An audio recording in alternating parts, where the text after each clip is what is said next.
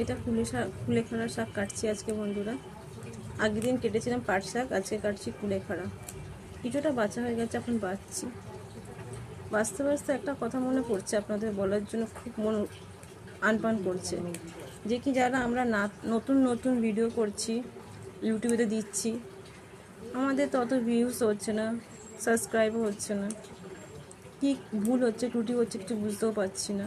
তোমরা যারা যারা দেখছো প্লিজ একটু কমেন্ট করে আমাকে বলো যে না, এটা ভুল হচ্ছে, এটা হচ্ছে না।